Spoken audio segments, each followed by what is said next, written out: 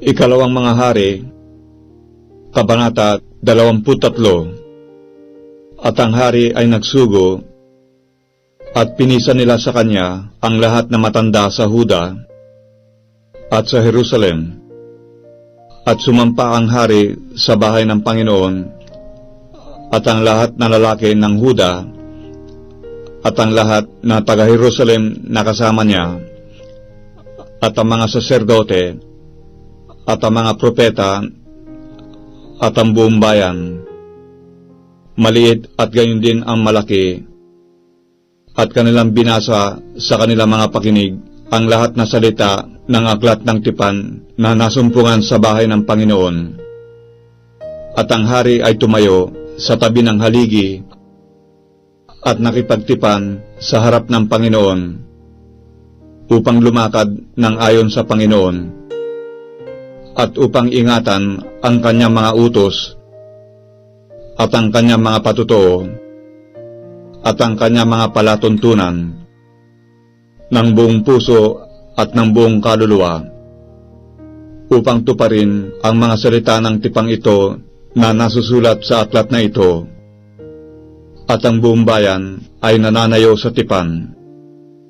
At inutusan ng hari si Hilkias na dakilang saserdote at ang mga saserdote sa ikalawang hanay, at ang mga tagatanod pinto na ilabas sa templo ng Panginoon ang lahat na kasangkapan na ginawa kay Baal at sa mga asera, at sa lahat na natatanaw sa langit, at kanyang sinunog sa labas ng Jerusalem sa mga parang ng Cedron, at dinala ang mga abunyaon sa Betel, at kanyang inalis ang mga saserdote na palasamba sa mga Diyos-Diyosan na inihalal na mga hari sa Huda na nagpasunog ng kamangyan sa mga mataas na dako sa mga bayan ng Huda at sa mga dakong na nasa palibot ng Jerusalem, pati silang nagsisipagsunog ng kamangyan kay Baal sa araw at sa buwan at sa mga tala at sa lahat ng natatanaw sa langit. At kanyang inilabas ang mga asera sa bahay ng Panginoon, sa labas ng Jerusalem, sa batis ng Cedron, at sinulog sa batis ng Cedron, at dinurog, at inihagis ang mga durog niyaon sa libingan ng karaniwang mga tao, at kanyang ibinagsak ang mga bahay ng mga Sodomita na nangasa bahay ng Panginoon, na pinagtatahian ng mga tabing ng mga babae para sa mga asera, at dinala ang lahat na saserdote mula sa bayan ng Huda, at nilapastangan ang mga taas na dako sa pinagsusunugan ng kamangyan ng mga saserdote mula sa Heba hanggang sa Beerseba, at kanyang ibinagsak ang mga mataas na dako ng mga pintuang bayan na nangasa pasukan ng pintuang bayan ni Josue, na tagapamahala ng bayan, na nangasa kaliwan ng pasukan sa pintuan ng bayan. Gayunmay, ang mga saserdote sa mga mataas na dako ay hindi sumampa sa dambana ng Panginoon sa Jerusalem,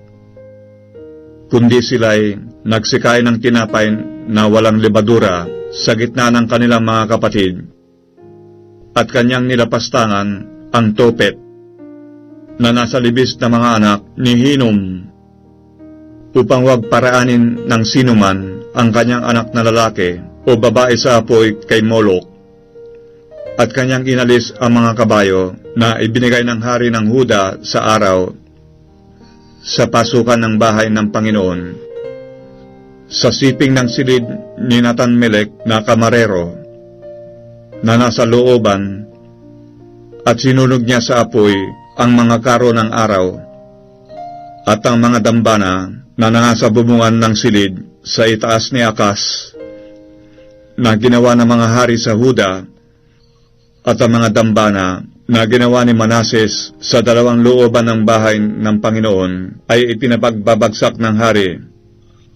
at pinagigiba mula roon. at inihagis ang alabok na mga yaon sa batis ng Sidron at ang mga mataas na dako na nangasa harap ng Jerusalem na nasa kanan ng bundok ng kapahamakan na itinayo ng Haring Salomon kay Astaret na karumal-dumal na mga Sidonyo at kay Chemos na karumal-dumal ng Moab at sa kay Milcom na karumal-dumal ng mga anak ni Amon ay nilapastangan ng hari at kanyang pinagputol-putol ang mga haligi na pinakaalaala at pinutol ang mga asera at pinuno ang kanilang mga dako ng mga buto ng tao. Bukod dito'y ang dambana na nasa Betel at ang mataas na dako na ginawa ni Jeroboam na anak ni Nabat na nakapagkasala sa Israel. Sa makatwid bagay, ang dambanang yaon at ang mataas na dako ay kanyang ibinagsak at kanyang sinunog ang mataas na dako at dinurog at sinunog ang mga asera at pagpihit ni Hosias ay kanyang natanawan ang mga libingan na nangasa bundok at siya'y nagsugo at kinuha ang mga buto sa mga libingan at sinunog sa dambana at dinumhan ayon sa salita ng Panginoon na itinanyag ng lalaki ng Diyos na siya nagtanyag ng mga bagay na ito. Nang magkagayoy, kanyang sinabi, "Anong monumento yaong aking nakikita?" At isinaysay na mga lalaki ng bayan sa kanya, yaoy libingan ng lalaki ng Diyos na nanggagaling sa Huda, at itinanyag ang mga bagay na ito na iyong ginawa laban sa dambana sa Betel. At kanyang sinabi, "Bayaan ninyo, huwag galawin ng sinuman ang mga buto niya." Sa gayoy binayaan nila ang mga buto niya na kasama ng mga buto ng propeta na nanggaling sa Samaria, at ang lahat na bahay naman sa mga mataas na dako na nangasa bayan ng Samaria na ginawa ng hari sa Israel upang mungkahiin ang Panginoon sa galit, ay pinag-aalis ni Hosias at ginawa ang mga yaon ang ayon sa lahat na gawa na kanyang ginawa sa Betel. At kanyang pinatay ang lahat ng saserdote sa mga mataas na dako na nangandoon sa ibabaw ng mga dambana, at sinunog ang mga buto ng mga tao sa mga yaon. At siya'y bumalik sa Jerusalem at iniutos ng hari sa buong bayan na sinasabi, "Ipagdiwang ninyo ang Paskwa sa Panginoon ninyong Diyos, gaya ng nasusulat sa aklat na ito ng tipan." Tunay na hindi ipinagdiwang ang gayong Paskwa mula sa mga araw ng mga hukom na naghukom sa Israel o sa lahat ng mga araw man ng mga hari sa Israel o ng mga hari man sa Huda, kundi ng 18 taon ng Haring Hosias ay ipinagdiwang ang Paskwang ito sa Panginoon sa Jerusalem. Bukod dito'y sila na nakikipagsanggunian sa masamang espiritu at ang mga manghuhula at ang mga terap at ang mga Diyos-Diyosan at ang lahat na karumal-dumal na natanawan sa lupay ng Huda at sa Jerusalem ay pinag-aalis ni Hosias upang kanyang matupad ang mga salita ng kautusan na nasusulat sa aklat na nasumpungan ni Hilkias na saserdote sa bahay ng Panginoon. At walang naging hari na gaya niya na una sa kanya, na bumalik sa Panginoon ng buong puso niya at ng buong kaluluwa niya at ng buong kapangyarihan niya, ayon sa buong kautusan ni Moises, ni may bumangon mang sumunod sa kanya na gaya niya. Gayon may hindi tinalikdan ng Panginoon ang bagsik ng kanyang malaking pag-init na ipinag-alab ng kanyang galit laban sa Huda dahil sa lahat na pamumungkahi na iminungkahi ni Manases sa kanya. At sinabi ng Panginoon, akin ding aalisin ang Huda sa aking paningin, gaya ng aking pag-aalis sa Israel, at aking itatakwil ang bayang ito na aking pinili sa makatwid bagay ang Jerusalem at ang bahay na aking pinagsabihan. Ang pangalan ko'y doroon. Ang iba nga sa mga gawa ni Hosias at ang lahat ng kanyang ginawa, di ba nangasusulat sa aklat ng mga alaala sa mga hari sa Huda? Ng mga kaarawan niya, si Paraon Necaw na hari sa Ehipto at umahon laban sa hari sa Assyria sa ilog Euphrates. At ang haring Hosias ay naparoon laban sa kanya at pinatay niya siya sa Megiddo. Nang makita niya siya at dinala siyang patay ng kanyang mga lingkod sa isang karo mula sa Megiddo at dinala siya sa Jerusalem at inilibing siya sa kanyang sariling libingan. At kinuha ng bayan ng lupain si Huwakas na anak ni Hosias at pinahiran ng langis siya at ginawa siyang hari na kahalilin ng kanyang ama. Si Huwakas ay may 23 taon nang siya'y magpasimula maghari at siya'y nagharing 3 buwan sa Jerusalem. At ang pangalan ng kanyang ina ay Amutal, na anak ni Jeremias na taga Libna. At siya'y gumawa ng masama sa paningin ng Panginoon, ayon sa lahat na ginawa ng kanyang mga magulang. At inilagay ni Paraon Necaw siya sa pangawan sa Ribla, sa lupain ng Hamat, upang siya'y huwag makapaghari sa Jerusalem. At siningilan ang bayan ng 100 talentong pilak at 1 talentong ginto. At ginawa ni Paraon Necaw si Eliakim na anak ni Hosias, na hari na kahalili ni Hosias na kanyang ama, at pinalitan ang kanyang pangalan ng Joakim. Ngunit kanyang dinala si Huwakas at siya'y naparoon sa Ehipto at namatay roon. At ibinigay ni Joakim ang pilak at ginto kay Paraon. Ngunit kanyang pinabuwis ang lupain upang magbigay ng salapi ayon sa utos ni Paraon. Kanyang siningil ang pilak at ginto ng bayan ng lupain, sa bawat isa ayon sa ipinabuwis niya upang ibigay kay Paraon Necaw. Si Joakim ay may 25 taon nang magpasimula maghari, at siya'y nagharing 11 taon sa Jerusalem. At ang pangalan ng kanyang ina ay Sebuda na anak ni Pedaya na taga Ruma. At siya'y gumawa ng masama sa paningin ng Panginoon,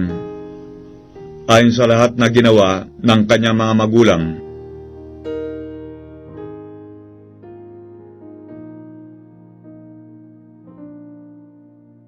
Ikalawang mga hari,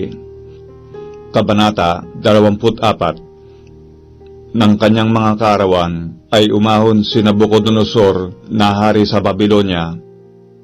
at si Joakim ay naging kanyang alipin na 3 taon. Nang magkagayoy, bumalik siya at nang himagsik laban sa kanya, at ang Panginoon ay nagsugo laban sa kanya ng mga pulutong ng mga Kaldeo at ng mga pulutong ng mga taga-Syria at ng mga pulutong ng mga Moabita at ng mga pulutong ng mga anak ni Amon. At sinugo sila laban sa Huda upang lipulin ayon sa salita ng Panginoon, na kanyang sinalita sa pamamagitan ng kanyang mga lingkod na mga propeta. Tunay na sa utos ng Panginoon ay dumating ito sa Huda upang alisin sila sa kanyang paningin dahil sa mga kasalanan ni Manases ayon sa lahat niyang ginawa, at dahil naman sa walang salang dugo na kanyang ibinubo, sapagkat kanyang pinuno ang Jerusalem ng walang salang dugo, at hindi pinatawad ng Panginoon ang iba nga sa mga gawa ni Joaquim at ang lahat niyang ginawa? Di ba nangasusulat sa aklat ng mga alaala sa mga hari sa Huda? Sa gayoy, natulog si Joaquim na kasama ng kanyang mga magulang, at si Joaquim na kanyang anak ay naghari na kahalili niya, at ang hari sa Ehipto ay hindi na bumalik pa mula sa kanyang lupain, sapagkat sinakop ng hari ng Babilonya mula sa batis ng Ehipto hanggang sa ilog ng Euphrates lahat na nauukol sa hari sa Ehipto. Si Joaquim ay may 18 taon nang siya'y magpasimula maghari, at siya'y naghari sa Jerusalem na 3 buwan. At ang pangalan ng kanyang ina ay Neusta, na anak na babae ni Elnatan na taga Jerusalem. At siya'y gumawa ng masama sa paningin ng Panginoon, ayon sa lahat na ginawa ng kanyang ama. Nang panahong yaoy, ang mga lingkod ni Nabucodonosor na hari sa Babilonya ay nagsiahon sa Jerusalem, at ang bayan ay nakubkob, at si Nabucodonosor na hari sa Babilonya ay naparoon sa bayan, samantalang ang kanyang mga lingkod ay nangakukulong. At nilabas ni Joaquim na hari sa Huda ang hari sa Babilonya niya at ng kanyang ina, at ng kanyang mga lingkod, at ng kanyang mga prinsipe, at ng kanyang mga pinuno, at kinuha siya ng hari ng Babilonya sa 8 taon ng kanyang paghahari, at dinala niya mula roon ang lahat na kayamanan ng bahay ng Panginoon, at ang mga kayamanan ng bahay ng hari, at pinagputol-putol ang lahat na kasangkapang ginto na ginawa ng Haring Salomon sa templo ng Panginoon, gaya ng sinabi ng Panginoon. At kanyang dinala ang buong Jerusalem, at ang lahat na prinsipe, at ang lahat na mga pangyarihan lalaki na may tapang, sa makatuwid bagay 10,000 bihag, at ang lahat na manggagawa at mambabakal, walang nalabi liban sa mga pinakadukha sa bayan ng lupain. At dinala niya si Joaquim sa Babilonya, at ang ina ng hari, at ang mga asawa ng hari, at ang kanyang mga pinuno, at ang mga pinakamahal sa lupain, at dinala niya sa pagkabihag sa Babilonya mula sa Jerusalem, at ang lahat na makapangyarihang lalaki na 7,000, at ang mga manggagawa at ang mga mangbabakal na 1,000, lahat sa kanila ay malakas at matalino sa pagkikipagdigma, ay pinagdadalang bihag sa Babilonya ng hari. At ginawa ng hari sa Babilonya na hari si Matanayas, na kapatid ng ama ni Joaquim na kahalili niya, at binago ang kanyang pangalan ng Sedekias. Si Sedekias ay may 21 taon nang magpasimula maghari, at siya'y nagharing 11 taon sa Jerusalem, at ang pangalan ng kanyang ina ay Amutal, na anak ni Jeremias na taga-Libna, at siya'y gumawa ng masama sa paningin ng Panginoon, ayon sa lahat na ginawa ni Joaquim, sapagkat sa pamamagitan ng galit ng Panginoon ay nangyari sa Jerusalem at sa Huda, hanggang sa kanyang itinaboy sila sa kanyang harap. At si Sedekias ay nanghimagsig laban sa hari sa Babilonya.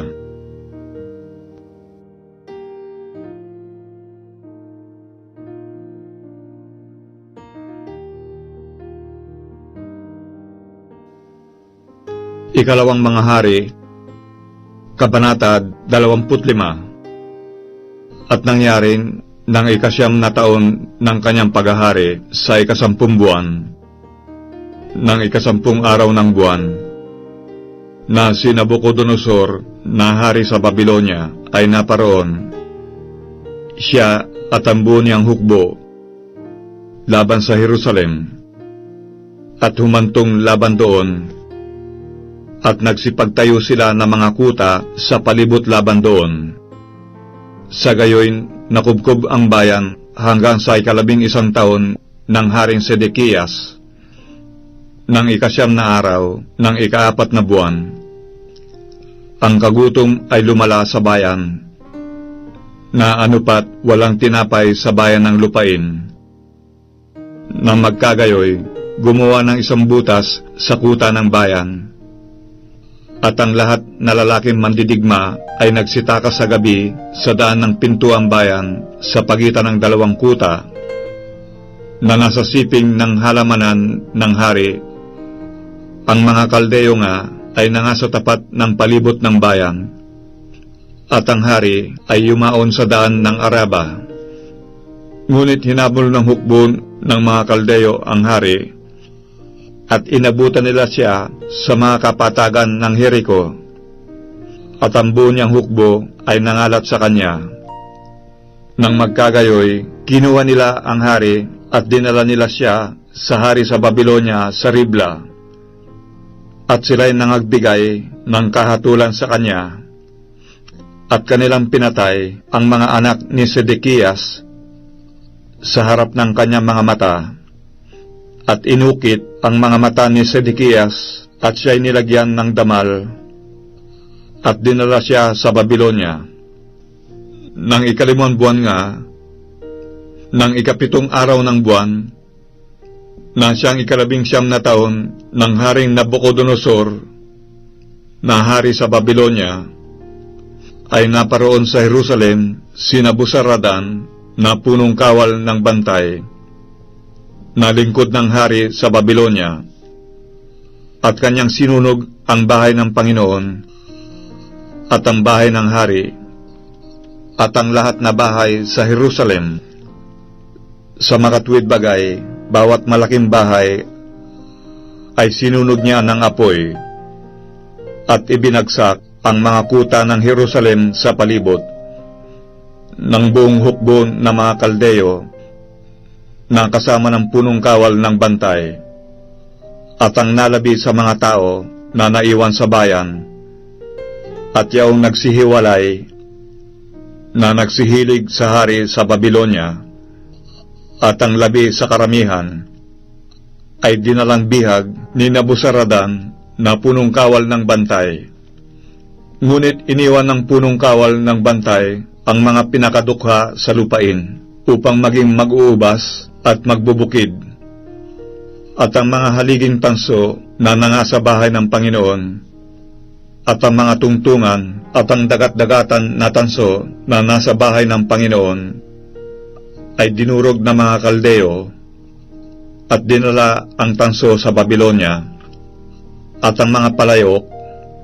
at ang mga pala, at ang mga gunting,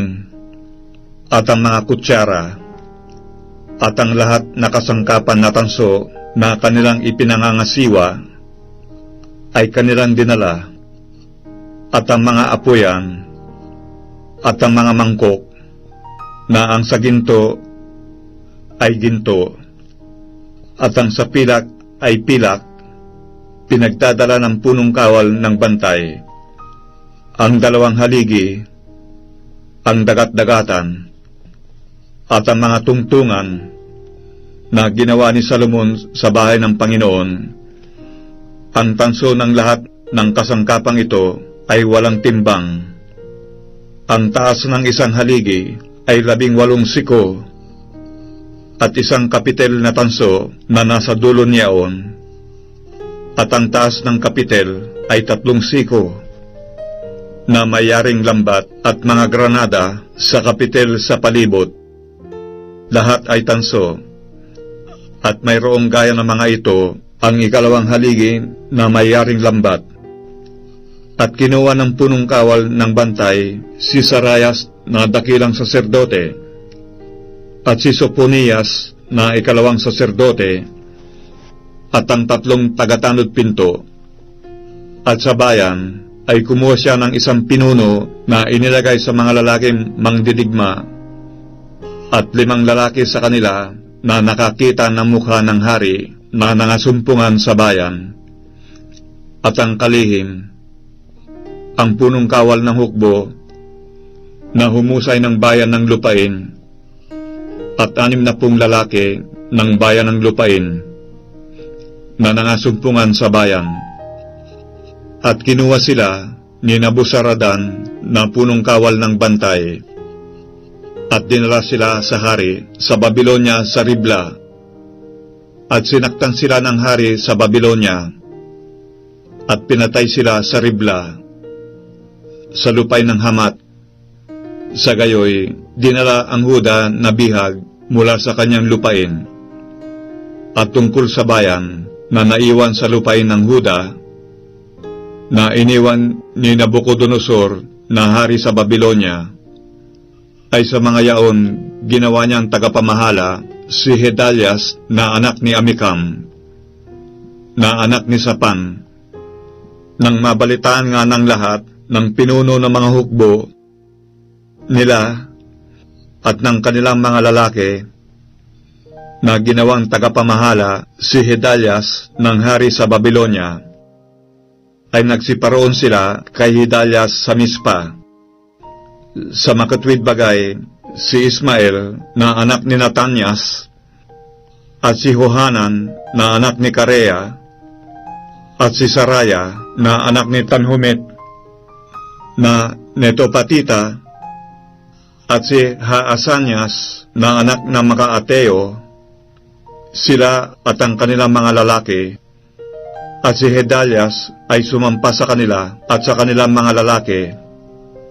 at nagsabi sa kanila, "Kayo'y huwag mga takot nang dahil sa mga lingkod na mga Kaldeo. Magsitahan kayo sa lupain at kayo'y magsipaglingkod sa hari sa Babilonya at ikabubuti ninyo." Ngunit nangyari ng 7 buwan na si Ismael na anak ni Natanyas, na anak ni Elisama, na mula sa lahing hari, at 10 lalaki na kasama niya, ay naparoon at sinaktan si Gedalias na anupat namatay. At ang mga Hudyo at ang mga Kaldeo na mga kasama niya sa Mispa at ang buong bayan, maliit at gayon din ang malaki, at ang mga pinuno ng hukbo ay nagsitindig at nagsiparoon sa Ehipto sapagkat sila'y nangatakot sa mga Kaldeo. At nangyari ng 37 taon ng pagkabihag ni Joaquin na hari sa Huda, ng 12 buwan, ng 27 araw ng buwan, na si Ebil-Merodach na hari sa Babilonya, ng taon na siya'y magpasimula maghari, ay itinaas ang ulo ni Joaquin na hari sa Huda sa bilangguan.